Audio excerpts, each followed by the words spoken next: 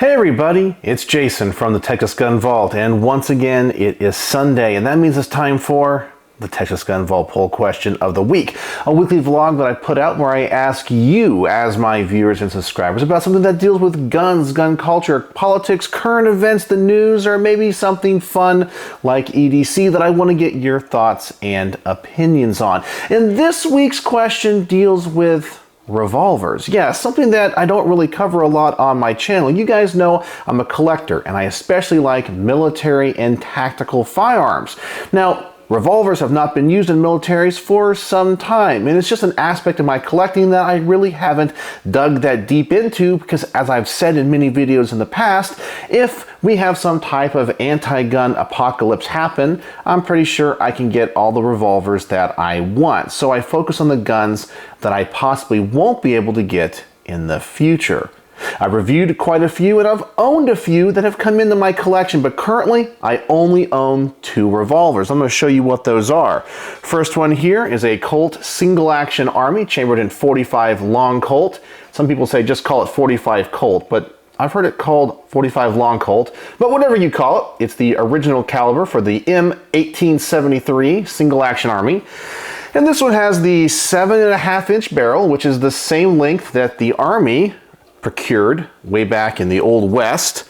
And I have a little snub nose revolver from Charter Arms, and this is the undercover, and this is, I think, the generation 1 of this particular gun. And the reason I own this is because this has been in my family since the 1960s.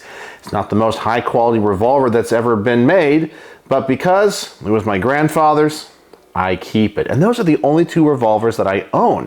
I've owned other revolvers. I've owned a Colt Python, and I have owned a Smith & Wesson 686 Plus. And I ended up both either selling those or trading those for other things. So as you can see, my revolver collection is not very big. And I have 2 opposite ends of the spectrum when it comes to what the question is about today. We have a snub-nosed, very short barrel, and a very long barrel on this one. So what are the pros and cons? And what do you guys think when it comes to barrel length? If you're only going to own just a couple of revolvers, is barrel length important? What do you look for, and what do you prefer? So with all of that said, let's dive into this week's poll question. This week's question deals with revolvers. Lately, I have been looking at a few, and I have even had the opportunity to recently review some. The one thing I have always found myself debating on when it comes to revolvers is barrel length. What are the pros and cons about longer versus shorter barrels? Since I know many of you that watch my channel are fans of wheel guns, I thought I would see where you all stand on the issue. When it comes to revolvers, what barrel length do you prefer and why? Now for me, when it came to my few revolvers that I have bought, I've always preferred longer barrels because longer barrels are going to give you more accuracy and better ballistics. You know, you already have some gas escaping around the cylinder and the forcing cone, and I thought, well, I'm not really going to carry revolvers. They're going to be more range guns, so I want them to have longer barrels. It turned out, I think for the most part, those were mistakes. My 686 Plus had a 6-inch barrel on it. It was very front heavy. Yes, it was a very accurate gun. And it had low recoil, both in .38 Special and .357 Magnum. But I didn't enjoy shooting it because it had so much weight on the front. My Colt Python was exactly the same. Now it looked beautiful and it looked aesthetically very balanced. However, it was very front heavy. And I thought to myself, well, let me try a shorter barrel. Eventually, I was at a range and was able to rent a 4-inch Smith & Wesson 686. And man, oh man, did I love that gun. It shot just as accurate, and it was a much more balanced feeling gun. Not an aesthetically looking gun, but a balanced feeling gun. And I was like, well, this is definitely the way to go. I get lots of barrel length, but it's not too front heavy. And then recently, I reviewed a local subscriber's Model 60 Smith & Wesson with a 3-inch barrel. And that was absolutely wonderful. It was one of the nicest revolvers that I have ever personally shot. So every time I have enjoyed a gun, the barrel has gotten shorter and shorter. However, when it comes to snub-nose revolvers, I shoot them terrible. Regardless of what caliber it's in, anything that's about 2 inches or shorter, I feel like I am the world's worst shot. Maybe it's because that sight radius is so short. I also feel like ballistically, what's the point in having a .357 Magnum revolver if the barrel's only going to be this long? That bullet doesn't have a lot of gas propelling it downrange enough to really make the .357 Magnum worth it. You just get a big old fireball. So, as I've grown in revolvers, I think the shorter ones are nicer, but not too short, and I kind of find myself liking something in the middle. But let's see what you guys have to say with this week's results. With 871 votes as of me filming this video, we have 6-inch or longer, more accurate and better ballistics, 16%. 4 to 5 inches, still a long barrel, but more balanced, 55%. 3-inch, right in the middle, not too long, not too short, 18%. 2-inch or shorter, snub-nosed, easily concealed and lighter, 9%. And something else, explain in the comments, 2%. So let's go through each one of these and I'll give you guys my personal thoughts and opinions, because the people that said something else made a good point, but I have something to say in a rebuttal to that. But 6 inches or longer, more accurate and better ballistics. So as I said, I think a lot of people that get into revolvers at first think this is the better way to go. I thought that. I wanted the better ballistics. I thought the longer barrels simply looked better. And then I actually shot them and go, well, they work great. They're super accurate. They're just not as fun at the range. They're heavier guns.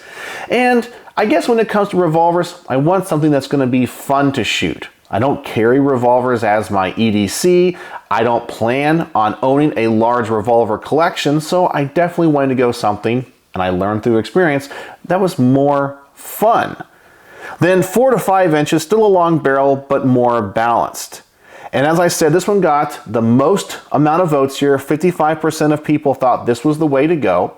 I definitely think that 4 to 5 inch barrels are still a little bit tough to conceal, but they're way more balanced. As I said, I shot that 4-inch 686 and absolutely loved it. I even looked at getting a 4-inch, I think it was a 4-inch, Smith & Wesson 586, the one in the blued steel. And man, that is a beautiful gun. They recently reissued them with these nice walnut grips, but I thought about getting that, and I've put it on the back burner because there's other tactical guns that I've mentioned before. I wanted my collection before that particular gun. Then we have 3-inch right in the middle, not too long, not too short, only 18%. And I'm going to say that if I was voting in this poll, based on my limited revolver experience, this is the one that I would have voted for, simply because I shot that local subscriber's Smith & Wesson Model 60. It was awesome. I felt it had a fantastic trigger. I felt the barrel was long enough that I had a good sight radius, but it's also small enough that if I did choose to conceal carry it, I could do it comfortably, and it wasn't a snub nose. Now, by the way, on the next one here, 2 inches or shorter, I think snub nose revolvers look silly. There's just something about them that looks way unbalanced. The same thing having a very long barrel, well, having a short barrel looks funny to me. But I totally understand why some people like them. I know there's a nostalgia factor about them. A lot of them have been used in movies, and maybe they are just easy to conceal. But for me, I don't shoot them well. I find that the concussion, especially shooting .357 Magnum, is unpleasant. I don't shoot them accurately. I don't know. There's just something about a snub nose that the only way I would ever buy one if it's for a specific purpose. Now, before I talk about the something else, because I think that the people that voted for something else said something to the effect of, it depends on what the purpose of the revolver is. And I completely agree with that. But I try to make this poll from the perspective of maybe somebody like myself that's only going to own a handful of revolvers. I don't expect on having a safe full of revolvers like I do other guns. So for me, I have to be a little bit more selective in my barrel length and choice. But for those people that do collect wheel guns, I totally understand the purpose. So that's why we have guns like I mentioned here. A very long-barreled Colt single-action Army. Normally, I wouldn't like a barrel this long, but the only reason I bought it in this configuration is because it's the same barrel length as the US Army purchased it back in the Old West. So that's the appeal to me. Not that I think this gun is going to shoot any better, which, by the way, as I said, this is a 1970s production Generation 3, and I've actually never shot it. I know some people are going to say it's a waste, but I think this gun is absolutely gorgeous and beautiful. But it's just a collector to me, but it's awesome. But I wanted that 7-inch or 7.5-inch barrel because it's the same length that the Army ordered it. So it has that historical significance to me. Now, also, when it comes to this little snub nose, besides this gun just being in the family for so long and why I will never sell it, it is called the Undercover. This gun was designed probably for concealed carry, something that you could put in your pocket in a very small holster. So having a barrel any longer than this would be a complete waste.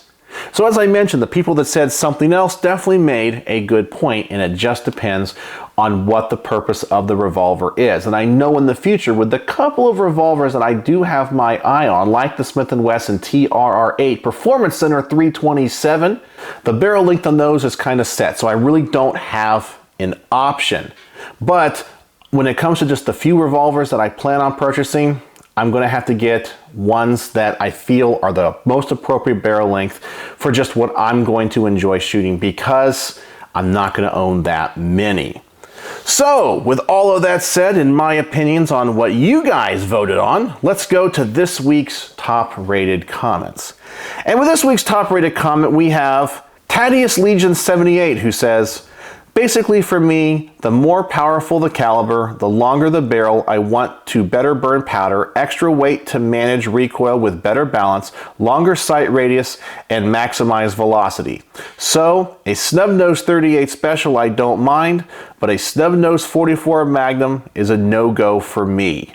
And he makes complete and logical sense. And I wasn't really thinking of it about it from a caliber perspective, but that actually should be taken into consideration. For me personally, when it comes to revolvers, my favorite caliber is .357 Magnum. Going any more powerful and any big just isn't fun beyond just being a little range toy. And anything smaller, I don't know, might be kind of a waste of time. Like if you have a .22 revolver, there's nothing wrong with that, but I'm not going to carry it. I'm not going to go to the range with it. I'd much rather shoot a .22 semi-auto. But 38 Special on .357 Magnum, I think, is the optimum caliber for revolver, or for me when it comes to my revolver interests and collecting.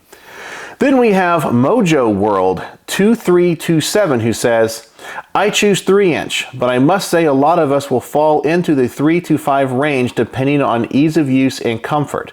Having a really long barrel lends itself to just a range toy. Not that you can't carry it, but most us won't be useless. You live in the wilderness. I believe there's a typo in there, but I think I understand what he's saying. And a snub nose lends itself to human error of use and barely any accurate with range beyond 5 feet. So it just depends on your intended use for the gun. And once again, somebody else that said it really depends on the use for the gun. But if you're going to only own 2 or 3, I think I agree with him. The 3 to 5 range is definitely the way to go. It's that middle range. It's like a 9mm. It's balanced and it's a compromise. Then we have my good friend Matt Moore, who says, of course, it really depends on what you're using the revolver for. That out of the way, I like longer barrel revolvers for the shooting experience. More velocity, less blasted noise, and a longer sight radius are welcome features. And that is why I always started out with the 6-inch barrel. It just seems to be the better shooting experience. You get the maximum velocity out of any caliber that you're shooting. You have lower recoil. It's just a more enjoyable experience, until you realize it's really front heavy. And I know some people are going to say they're not that front heavy. I'm just saying for prolonged use. If you're going to go to the range and shoot 250 rounds, well, a 6-inch barrel might not be as fun as a 3-inch barrel. That's all that I'm saying. Not saying that it's uncomfortable. I'm just saying that it does kind of wear on you after a while.